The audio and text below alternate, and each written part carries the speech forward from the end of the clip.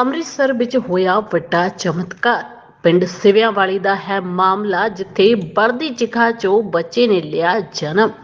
ਹੁਣ ਤੁਹਾਡਾ ਜਿਹੜਾ ਮਾਈਂਡ ਆ ਉਹ ਕਈ ਪਾਸੇ ਘੁੰਮੇਗਾ ਕਿ ਆਖਿਰ ਬੱਚੇ ਨੇ ਜਨਮ ਕਿਵੇਂ ਲੈ ਲਿਆ। ਜਦ ਇੱਕ ਚਿਖਾ ਬਲਦੀ ਹੈ ਤੇ ਉਸਦੇ ਵਿੱਚ ਕਿਸੇ ਦਾ ਸੰਸਕਾਰ ਕੀਤਾ ਗਿਆ, ਪਰ ਇੱਥੇ ਹੈਰਾਨ ਕਰ ਦੇਣ ਵਾਲੀ ਘਟਨਾ ਵਾਪਰੀ ਹੈ, ਜਿਸ ਨੂੰ ਚਮਤਕਾਰ ਵੀ ਕਹਿ ਲਈਏ। ਇੱਕ ਪਰਿਵਾਰ ਸੀ ਜਿਸ ਦੇ ਕੋਲੇ ਲੰਬੇ ਸਮੇਂ ਤੋਂ ਕੋਈ ਔਲਾਦ ਨਹੀਂ ਹੋ ਰਹੀ ਸੀ ਅਤੇ ਕਾਫੀ ਸਮਾਂ ਹੋ ਗਿਆ ਸੀ ਉਹਨਾਂ ਦਾ ਵਿਆਹ ਹੋਇਆ ਨੂੰ। ਉਮੀਦ ਸੀ ਉਹਨਾਂ ਨੂੰ ਕਿ ਬਹੁਤ ਜਲਦ ਉਹਨਾਂ ਦੇ ਲਵੇ ਬੱਚਾ ਹੋ ਜਾਵੇਗਾ। ਲੱਖ ਕੋਸ਼ਿਸ਼ਾਂ ਕਰਨ ਦੇ ਬਾਵਜੂਦ ਵੀ ਉਹਨਾਂ ਕੋਲ ਕੋਈ ਬੱਚਾ ਨਾ ਹੋਇਆ। ਕਈ ਬਾਬਿਆਂ ਦੇ ਕੋਲ ਗਏ, ਕਈ ਡਾਕਟਰਾਂ ਦੇ ਕੋਲ ਗਏ, ਪਰ ਕੋਈ ਵੀ ਹੱਲ ਨਾ ਨਿਕਲਿਆ। ਪਰ ਹੁਣ ਇੱਥੇ ਹੈਰਾਨ ਕਰ ਦੇਣ ਵਾਲੀ ਜਿਹੜੀ ਗੱਲ ਹੋਈ ਆ, ਤੇ ਇੱਕ ਚਮਤਕਾਰ ਵੀ ਜਿਹੜਾ ਹੋਇਆ ਉਹਨਾਂ ਦੀ ਜ਼ਿੰਦਗੀ ਦੇ ਵਿੱਚ। ਉਹ ਵਿਅਕਤੀ ਜਿਸ ਦੇ ਕੋਲ ਬੱਚਾ ਨਹੀਂ ਸੀ ਹੋ ਰਿਹਾ, ਉਹ ਦਰ ਦਰ ਦੀਆਂ ਠੋਕਰਾਂ ਖਾਂਦਾ, ਗੁਰੂ ਸਾਹਿਬਾਂ ਦੇ ਮੱਥਾ ਟੇਕਦਾ ਜਾ ਕੇ, ਪਰ ਜਦੋਂ ਉਸਨੂੰ ਕੁਝ ਵੀ ਹਾਸਿਲ ਨਾ ਹੋਇਆ ਤਾਂ ਉਸਨੇ ਪਰਮਾਤਮਾ ਦੇ ਉੱਤੇ ਵਿਸ਼ਵਾਸ ਕਰਨਾ ਹੀ ਛੱਡ ਦਿੱਤਾ। ਕਿਥੇ ਤਾਂ ਉਹ ਇੰਨੀ ਪਾਠ ਪੂਜਾ ਕਰਦਾ ਸੀ ਤੇ ਕਿਥੇ ਉਸਨੇ ਸਭ ਕੁਝ ਹੀ ਛੱਡ ਕੇ ਆਪਣਾ ਬਸ ਨਸ਼ੇ ਦੇ ਵੱਲ ਹੀ ਧਿਆਨ ਦੇ ਦਿੱਤਾ। ਉਹ ਬਹੁਤ ਸਾਰੇ ਨਸ਼ੇ ਕਰਨ ਲੱਗ ਪਿਆ ਕਿ ਆਖਿਰ ਸਾਡੇ ਵਿਆਹ ਨੂੰ 11-12 ਸਾਲ ਬੀਤ ਗਏ ਨੇ, ਸਾਡੇ ਕੋਲ ਬੱਚਾ ਨਹੀਂ ਹੋ ਰਿਹਾ, ਜਿਸ ਦੇ ਚੱਲਦੇ ਉਸਦੀ ਪਤਨੀ ਵੀ ਪਰੇਸ਼ਾਨ ਰਹਿਣ ਲੱਗੀ। ਪਰ ਇੱਕ ਦਿਨ ਅਜਿਹਾ ਆਇਆ ਕਿ ਉਹ ਸਭ ਹੈਰਾਨ ਹੋ ਗਏ। ਪਹਿਲਾਂ ਤੁਹਾਨੂੰ ਉਹ ਦੱਸਦੇ ਆ ਕਿ ਜਦੋਂ ਇੱਕ ਮਹਾਂਪੁਰਸ਼ ਉਹਨਾਂ ਦੇ ਘਰ ਦੇ ਅੱਗੋਂ ਦੀ ਲੰਘਦੇ ਸਨ ਤਾਂ ਉਹ ਬੰਦਾ ਉਸ ਮਹਾਂਪੁਰਸ਼ ਨੂੰ ਗਾਲਾਂ ਕੱਢਦਾ ਹੁੰਦਾ ਸੀ, ਬਹੁਤ ਮਾੜਾ ਚੰਗਾ ਬੋਲਦਾ ਸੀ, ਕਿਉਂਕਿ ਉਸਦਾ ਵਿਸ਼ਵਾਸ ਜਿਹੜਾ ਇਹਨਾਂ ਚੀਜ਼ਾਂ ਤੋਂ ਉੱਠ ਗਿਆ ਸੀ ਕਿ ਉਸਨੂੰ ਲੱਗਦਾ ਸੀ ਕਿ ਮੇਰੇ ਘਰ ਦੇ ਵਿੱਚ ਔਲਾਦ ਨਹੀਂ ਹੋਈ, ਮੈਂ ਲੱਖਾਂ ਪੀਰਾਂ ਫਕੀਰਾਂ ਨੂੰ ਪੂਜ ਦਿੱਤਾ, ਪਰ ਫਿਰ ਵੀ ਮੇਰੀ ਕਿਸੇ ਪੀਰ ਫਕੀਰ ਨੇ ਨਾ ਸੁਣੀ। ਤੇ ਉਹ ਤਾਂ ਇਹ ਕਹਿਣ ਲੱਗ ਗਿਆ ਸੀ ਕਿ ਕੋਈ ਪੀਰ ਫਕੀਰ ਨਹੀਂ ਹੈ, ਕੋਈ ਮਹਾਂਪੁਰਸ਼ ਨਹੀਂ ਹੁੰਦੇ, ਇਹਨਾਂ ਦੇ ਵਿੱਚ ਕੋਈ ਤਾਕਤ ਨਹੀਂ ਹੁੰਦੀ। ਜਿਸ ਤੋਂ ਬਾਅਦ ਉਹ ਗਲਤ ਰਾਹ ਤੇ ਚੱਲ ਪਿਆ ਤੇ ਉਸਦੀ ਪਤਨੀ ਬੇਹੱਦ ਪਰੇਸ਼ਾਨ ਰਹਿਣ ਲੱਗੀ। ਕਿਤੇ ਤਾਂ ਉਹ ਬੱਚਾ ਨਾ ਹੋਣ ਤੋਂ ਪਰੇਸ਼ਾਨ ਸੀ ਤੇ ਕਿਤੇ ਹੁਣ ਉਹ ਆਪਣੇ ਪਤੀ ਤੋਂ ਵੀ ਪਰੇਸ਼ਾਨ ਹੋ ਗਈ, ਕਿਉਂਕਿ ਉਸਦਾ ਪਤੀ ਜਿਹੜਾ ਨਸ਼ੇ ਨਾਲ ਡੱਕ ਕੇ ਰਹਿੰਦਾ ਸੀ। ਹਮੇਸ਼ਾ ਉਹ ਘਰ ਦੇ ਵਿੱਚ ਆ ਕੇ ਗਾਲੀ ਗਲੋਚ ਕਰਦਾ ਤੇ ਉਹ ਪਰੇਸ਼ਾਨ ਰਹਿੰਦਾ ਤੇ ਉਸਦੀ ਵਾਈਫ ਜਿਹੜੀ ਆ ਉਹ ਬਹੁਤ ਰੋਂਦੀ ਤੇ ਉਸਦੇ ਘਰ ਵਾਲੀ ਆ ਜਿਹੜੀ ਬਹੁਤ ਰੋਂਦੀ ਸੀ ਕਿ ਪਹਿਲਾਂ ਉਸਦੇ ਕੋਲ ਔਲਾਦ ਨਹੀਂ ਹੈ, ਦੂਸਰਾ ਉਸਦਾ ਪਤੀ ਜਿਹੜਾ ਆ ਹੁਣ ਨਸ਼ਾ ਕਰਨ ਲੱਗ ਪਿਆ ਤੇ ਆਉਣ ਜਾਣ ਵਾਲੇ ਮਹਾਂਪੁਰਸ਼ਾਂ ਨੂੰ ਗਲਤ ਬੋਲਦਾ ਸੀ, ਜਿਸ ਦੇ ਕਰਕੇ ਉਸਦੀ ਪਤਨੀ ਬੇਹੱਦ ਪਰੇਸ਼ਾਨ ਹੋਈ। ਤੇ ਇੱਕ ਦਿਨ ਉਸਦੇ ਘਰ ਵਾਲਾ ਜਿਹੜਾ ਸ਼ਹਿਰ ਗਿਆ ਹੋਇਆ ਸੀ ਤੇ ਮਗਰੋਂ ਮਹਾਂਪੁਰਸ਼ ਉਹਨਾਂ ਦੇ ਘਰ ਦਾ ਦਰਵਾਜ਼ਾ ਖਟਖਟਾਉਂਦੇ ਨੇ। ਜਿਸ ਤੋਂ ਬਾਅਦ ਉਹ ਦਰਵਾਜ਼ਾ ਖੋਲਦੀ ਹੈ ਤੇ ਮਹਾਂਪੁਰਸ਼ ਉਹਨਾਂ ਤੋਂ ਕੁਝ ਖਾਣ ਦੇ ਲਈ ਮੰਗਦੇ ਨੇ ਤੇ ਉਹਨਾਂ ਤੋਂ ਕੁਝ ਪਵਾਉਣ ਦੇ ਲਈ ਵੀ ਕਹਿੰਦੇ ਨੇ। ਉਹਨਾਂ ਨੂੰ ਕਹਿੰਦੇ ਨੇ ਕਿ ਸਾਨੂੰ ਆਟਾ ਪਾ ਦੇ ਤੇ ਤੈਨੂੰ ਆਸ਼ੀਰਵਾਦ ਦਿੰਦਾ ਹਾਂ।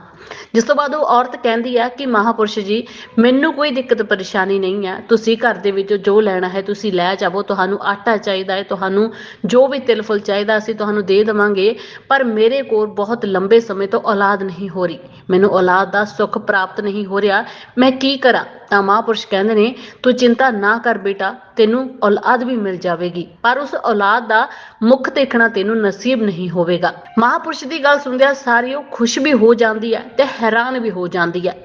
ਤੇ ਮਹਾਂਪੁਰਸ਼ ਉਸ ਤੋਂ ਬਾਅਦ ਰੋਟੀ ਪਾਣੀ ਖਾ ਕੇ ਆਪਣਾ ਤਿਲ ਫੁੱਲ ਲੈ ਕੇ ਉੱਥੋਂ ਚਲੇ ਜਾਂਦੇ ਨੇ ਤੇ ਔਰਤ ਬੇਹੱਦ ਖੁਸ਼ ਹੋ ਜਾਂਦੀ ਆ, ਪਰ ਇਸ ਗੱਲ ਤੋਂ ਵੀ ਉਦਾਸ ਸੀ ਕਿ ਆਖਿਰ ਉਸਦਾ ਮੁੱਖ ਕਿਉਂ ਨਹੀਂ ਦੇਖ ਸਕਦੀ। ਉਸਦਾ ਮਾਈਂਡ ਜਿਹੜਾ ਆ ਕਈ ਪਾਸੇ ਘੁੰਮ ਰਿਹਾ ਸੀ ਕਿ ਆਖਿਰ ਅਜਿਹਾ ਕੀ ਹੋਵੇਗਾ, ਜੇਕਰ ਮੇਰੇ ਲਵੇ ਔਲਾਦ ਹੋ ਜਾਵੇਗੀ ਤਾਂ ਮੈਂ ਉਸਦਾ ਮੂੰਹ ਕਿਉਂ ਨਹੀਂ ਦੇਖ ਸਕਦੀ।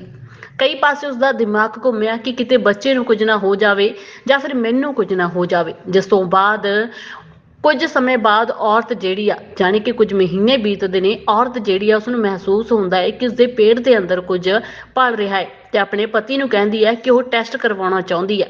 ਜਿਸ ਤੋਂ ਬਾਅਦ ਉਸਦਾ ਪਤੀ ਵੀ ਇਸ ਗੱਲ ਤੇ ਹਾਮੀ ਭਰਦਾ ਹੋਇਆ ਉਸਨੂੰ ਡਾਕਟਰ ਦੇ ਕੋਲ ਲੈ ਕੇ ਜਾਂਦਾ ਹੈ ਤਾਂ ਉਹਨਾਂ ਨੂੰ ਪਤਾ ਲੱਗਦਾ ਹੈ ਕਿ ਔਰਤ ਦੀ ਜਿਹੜੀ ਕੁੱਖ ਆ ਉਹ ਸੁਲੱਖਣੀ ਹੋ ਗਈ ਆ, ਜਾਣੀ ਕਿ ਉਸਦੀ ਕੁੱਖ ਦੇ ਵਿੱਚ ਬੱਚਾ ਪਲ ਰਿਹਾ ਹੈ। ਜਿਸ ਤੋਂ ਬਾਅਦ ਉਹ ਬੇਹੱਦ ਖੁਸ਼ ਹੋ ਜਾਂਦੇ ਨੇ, ਖੁਸ਼ੀ ਦੇ ਮਾਰਿਆਂ ਉਹਨਾਂ ਨੂੰ ਕੁਝ ਵੀ ਨਹੀਂ ਸੁੱਝਦਾ। ਕਈ ਮਹੀਨੇ ਬੀਤ ਜਾਂਦੇ ਨੇ। ਉਸ ਤੋਂ ਬਾਅਦ ਔਰਤ ਆਪਣੇ ਪਤੀ ਨੂੰ ਸੱਚ ਦੱਸਦੀ ਹੈ ਕਿ ਇੱਕ ਮਹਾਂਪੁਰਸ਼ ਆਪਣੇ ਘਰ ਦੇ ਵਿੱਚ ਆਏ ਸਨ, ਉਹਨਾਂ ਨੇ ਮੇਰੇ ਤੋਂ ਖਾਣ ਦੇ ਲਈ ਖਾਣਾ ਮੰਗਿਆ ਸੀ, ਮੈਂ ਉਹਨਾਂ ਨੂੰ ਖਾਣਾ ਵੀ ਦਿੱਤਾ ਤੇ ਮੈਂ ਉਹਨਾਂ ਨੂੰ ਤਿਲ ਫੁੱਲ ਵੀ ਪਾਏ, ਜੋ ਉਹਨਾਂ ਨੇ ਮੰਗਿਆ ਸੀ ਮੈਂ ਉਹਨਾਂ ਨੂੰ ਦੇ ਦਿੱਤਾ, ਘਰ ਦੇ ਵਿੱਚੋਂ ਆਟਾ ਪਾ ਦਿੱਤਾ, ਦਾਣੇ ਪਾ ਦਿੱਤੇ। ਜਿਸ ਤੋਂ ਬਾਅਦ ਮਹਾਂਪੁਰਸ਼ ਬਹੁਤ ਖੁਸ਼ ਹੋਏ ਤੇ ਮੈਨੂੰ ਆਸ਼ੀਰਵਾਦ ਦੇ ਕੇ ਉੱਥੋਂ ਚਲੇ ਗਏ। ਉਸਦੇ ਪਤੀ ਦਾ ਫਿਰ ਤੋਂ ਪਰਮਾਤਮਾ ਤੇ ਵਿਸ਼ਵਾਸ ਬਣ ਗਿਆ ਤੇ ਫਿਰ ਤੋਂ ਉਹ ਪੂਜਾ ਪਾਠ ਕਰਨ ਲੱਗ ਪਿਆ। ਤੇ ਇੱਥੇ ਹੀ ਸਭ ਤੋਂ ਵੱਡੀ ਗੱਲ ਕੀ ਹੋਈ ਕਿ ਜਦੋਂ ਔਰਤ ਨੂੰ 9ਵਾਂ ਮਹੀਨਾ ਲੱਗਦਾ ਹੈ, 9ਵਾਂ ਮਹੀਨਾ ਪੂਰਾ ਹੋਣ ਤੋਂ ਬਾਅਦ ਜਦੋਂ ਉਸਦੀ ਡਿਲੀਵਰੀ ਹੁੰਦੀ ਹੈ ਤਾਂ ਉਸਨੇ ਆਪਣੇ ਪਤੀ ਨੂੰ ਪਹਿਲਾਂ ਹੀ ਦੱਸ ਦਿੱਤਾ ਸੀ ਕੁਝ ਸਮਾਂ ਕਿ ਜਿਹੜੇ ਮਹਾਂਪੁਰਸ਼ ਸੀ ਉਹਨਾਂ ਨੇ ਜਿੱਥੇ ਮੈਨੂੰ ਬੱਚੇ ਦਾ ਆਸ਼ੀਰਵਾਦ ਦਿੱਤਾ ਸੀ, ਨਾਲੋਂ ਨਾਲ ਉਹਨਾਂ ਨੇ ਇਹ ਵੀ ਕਿਹਾ ਸੀ ਕਿ ਜਿਹੜਾ ਆ ਤੈਨੂੰ ਬੱਚੇ ਦਾ ਮੁਖ ਦੇਖਣਾ ਨਸੀਬ ਨਹੀਂ ਹੋਵੇਗਾ। ਉਸਦਾ ਪਤੀ ਕਹਿੰਦਾ ਅਜਿਹਾ ਕੁਝ ਨਹੀਂ ਹੁੰਦਾ, ਤੂੰ ਬਸ ਟੈਨਸ਼ਨ ਨਾ ਲੈ। ਉਸ ਤੋਂ ਬਾਅਦ ਬੱਚਾ ਪੈਦਾ ਹੋਣ ਦੇ ਲਈ ਜਦੋਂ ਉਸਨੂੰ ਅੰਦਰ ਲੈ ਕੇ ਜਾਇਆ ਜਾਂਦਾ ਹੈ ਉਸਦੀ ਡਿਲੀਵਰੀ ਦੇ ਲਈ, ਤਾਂ ਡਾਕਟਰ ਬਾਹਰ ਆ ਕੇ ਉਹਨੂੰ ਜਦੋਂ ਸੁਨੇਹਾ ਦਿੰਦੇ ਨੇ ਕਿ ਨਾ ਹੀ ਤਾਂ ਤੁਹਾਡੀ ਪਤਨੀ ਬੱਚੀ ਹੈ ਤੇ ਨਾ ਹੀ ਤੁਹਾਡੇ ਬੱਚੇ ਨੂੰ ਆਕਸੀਜਨ ਮਿਲੀ ਹੈ, ਜਿਸ ਕਰਕੇ ਤੁਹਾਡਾ ਬੱਚਾ ਵੀ ਅਸੀਂ ਨਾ ਬਚਾ ਸਕੇ।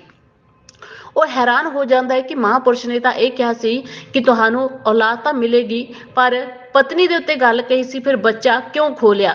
ਬਹੁਤ ਜ਼ਿਆਦਾ ਉਹ ਪਰੇਸ਼ਾਨ ਹੋਇਆ, ਰੋਇਆ, ਜਿਸ ਤੋਂ ਬਾਅਦ ਉਹ ਹਸਪਤਾਲ ਦੀ ਐਂਬੂਲੈਂਸ ਦੇ ਵਿੱਚ ਆਪਣੀ ਪਤਨੀ ਤੇ ਆਪਣੇ ਬੱਚੇ ਨੂੰ ਘਰ ਲੈ ਕੇ ਚਲਾ ਜਾਂਦਾ ਹੈ। ਯਾਨੀ ਕਿ ਬੱਚਾ ਜਿਹੜਾ ਆ ਉਹ ਪਤਨੀ ਦੇ ਪੇਟ ਦੇ ਵਿੱਚ ਹੀ ਹੁੰਦਾ ਆ, ਉਸਦਾ ਜਨਮ ਨਹੀਂ ਦਿਵਾਇਆ ਜਾਂਦਾ, ਕਿਉਂਕਿ ਔਰਤ ਦੀ ਮੌਤ ਹੋਣ ਕਰਕੇ ਹੀ ਬੱਚੇ ਨੂੰ ਆਕਸੀਜਨ ਨਹੀਂ ਮਿਲਦੀ, ਜਿਸ ਕਰਕੇ ਬੱਚੇ ਦੀ ਵੀ ਅੰਦਰ ਹੀ ਮੌਤ ਹੋ ਜਾਂਦੀ ਹੈ। ਪਰ ਜਦੋਂ ਹੀ ਉਹ ਸੰਸਕਾਰ ਕਰਨ ਦੇ ਲਈ ਉਹਨਾਂ ਨੂੰ ਸਿਵਿਆਂ ਦੇ ਵਿੱਚ ਲੈ ਕੇ ਜਾਂਦੇ ਨੇ ਤਾਂ ਸਿਵਿਆਂ ਦੇ ਵਿੱਚ ਬਣੀ ਹੋਈ ਚਿਖਾ ਦੇ ਉੱਤੇ ਪਾ ਦਿੱਤਾ ਜਾਂਦਾ ਆ, ਸੰਸਕਾਰ ਕਰ ਦਿੱਤਾ ਜਾਂਦਾ ਹੈ। ਪਰ ਚਿਖਾ ਇੱਕਦਮ ਨਿਕਲ ਕੇ ਜਿਹੜੀ ਆ ਲੱਕੜੀਆਂ ਨੇ ਉਹ ਨੀਚੇ ਡਿੱਗ ਜਾਂਦੀਆਂ ਨੇ, ਜਿਸ ਤੋਂ ਬਾਅਦ ਚਿਖਾ ਜਿਹੜੀ ਆ ਬੁਝ ਜਾਂਦੀ ਆ ਤੇ ਔਰਤ ਦੇ ਪੇਟ ਦੇ ਵਿੱਚੋਂ ਬੱਚਾ ਜਿਹੜਾ ਹਿਲਜੁਲ ਕਰਦਾ ਆ ਤਾਂ ਅੱਗ ਦੇ ਨਾਲ ਔਰਤ ਦਾ ਪੇਟ ਫੁੱਲ ਗਿਆ, ਜਿਸ ਤੋਂ ਬਾਅਦ ਲੋਕਾਂ ਨੂੰ ਅਹਿਸਾਸ ਹੋਇਆ ਕਿ ਕੁਝ ਨਾ ਕੁਝ ਜ਼ਰੂਰ ਹੋ ਰਿਹਾ ਹੈ ਤੇ ਉਹ ਚੈੱਕ ਕਰਦੇ ਨੇ ਜਾ ਕੇ, ਬੱਚਾ ਜਿਹੜਾ ਆ ਜਨਮ ਲੈ ਲੈਂਦਾ ਆ ਵਲਦੀ ਚਿਖਾ ਦੇ ਵਿੱਚੋਂ। ਜਿਸ ਤੋਂ ਬਾਅਦ ਬੱਚੇ ਨੂੰ ਹਸਪਤਾਲ ਲਿਜਾਇਆ ਜਾਂਦਾ ਆ ਤੇ ਬੱਚਾ ਰੋਂਦਾ ਆ, ਡਾਕਟਰ ਉਸਦਾ ਇਲਾਜ ਕਰਦੇ ਨੇ ਤੇ ਉਸਨੂੰ ਆਕਸੀਜਨ ਜਿਹੜੀ ਆ ਮਿਲ ਜਾਂਦੀ ਆ। ਪਰਮਾਤਮਾ ਨੇ ਇੱਥੇ ਚਮਤਕਾਰ ਕੀਤਾ ਤੇ ਜਿਹੜਾ ਆਦਮੀ ਆ ਉਹ ਪਰਮਾਤਮਾ ਦਾ ਬਹੁਤ ਬਹੁਤ ਧੰਨਵਾਦ ਕਰਦਾ ਕਿ ਮੇਰੀ ਪਤਨੀ ਤਾਂ ਨਹੀਂ ਬਚੀ, ਪਰ ਜਾਂਦੀ ਜਾਂਦੀ ਉਹ ਮੈਨੂੰ ਵੱਡੀ ਖੁਸ਼ੀ ਦੇ ਗਈ ਆ। ਇੱਕ ਪਾਸੇ ਉਹ ਉਦਾਸ ਸੀ ਤੇ ਦੂਸਰੇ ਪਾਸੇ ਉਹ ਖੁਸ਼ ਵੀ ਬਹੁਤ ਸੀ ਕਿ ਉਸਦਾ ਬੱਚਾ ਪਰਮਾਤਮਾ ਨੇ ਉਸਨੂੰ ਲੌਟਾ ਦਿੱਤਾ। ਸੋ ਇਸੇ ਤਰ੍ਹਾਂ ਇਸ ਬੱਚੇ ਨੇ ਬਲਦੀ ਚਿਖਾ ਦੇ ਵਿੱਚ ਜਨਮ ਲਿਆ। ਤੁਹਾਡਾ ਕੀ ਕਹਿਣਾ ਇਸ ਦੇ ਬਾਰੇ? ਸਾਡੇ ਕਮੈਂਟ ਸੈਕਸ਼ਨ ਦੇ ਵਿੱਚ ਰਾਏ ਜ਼ਰੂਰ ਦਿਓ।